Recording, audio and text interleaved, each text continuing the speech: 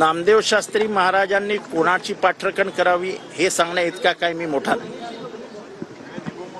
पण ही पाठराखण करत असताना संतोष देशमुख बाबतीत त्यांनी जे विधान केलं की आधी तिथे मारहाण झाली आणि मग तो जे काय, हे बोलणं योग्य नाही.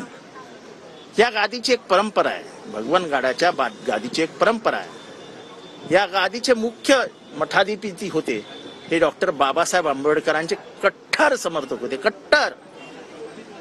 आता मी नामदेव शास्त्रींना विचारतो, नामदेव शास्त्रीजी, मी नावं वाचून दाखवतो. गेल्या काही वर्षांमध्ये खून झालेल्यांची नावं आहे का? संगीत दिगोळे वंजारी, बाळाच काकासाहेब गर्जे वंजारी, महादेव मुंडे वंजारी, बापू अंधळे वंजारी, बंडू मुंडे वंजारी, ते वंजारी, सातबाई सहदेव सातबाई वंजारी, राजाभाऊ नेहरकर वंजारी, ज्यांच्या खुन्यात अडकून त्यांना बर्बाद करण्याचा कट रचले गेले. शिवराज बांगर वंजारी, बबन भाऊ गीते वंजारी, रामकृष्ण बांगर, विजयसिंह बांगर वंजारी, प्रकाश मुंडे वंजारी, राजाभाऊ पड वंजारी. यांना न्याय मिळणार आहे का? यांना न्याय मिळणार आहे का? आपण कसलं समर्थन करतोय? खून कोणी केला?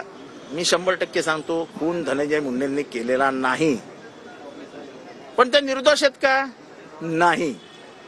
ह्या गँगला पोषण्याचं, मोठं करण्याचं काम, राजकीय राजाश्रय देण्याचं काम त्यांनी कळत ना कळत केलंय ना. आणि एका गादीने द्वेष, सूड ह्याच्या विरोधात भाष्य करायचं असतं, शांतता निर्माण होईल, प्रेमाचे संदेश द्यायचे असतात. त्यांच्याकडनं अशा कृत्याबाबत भाष्य करणं हे मला तरी पटलेलं नाही. ते माझ्या दृष्टीने अत्यंत आदरणीय आहेत, अत्यंत आदरणीय आहेत. पण आदरणीय माणसाने आपल्या शब्दांना मर्यादा द्याव्यात असं माझं मत आहे. त्यांनी संतोष देशमुखांबद्दल केलेलं वक्तव्य अत्यंत दुर्दैवी आहे. 10वी आणि 12वीच्या विद्यार्थिनींनी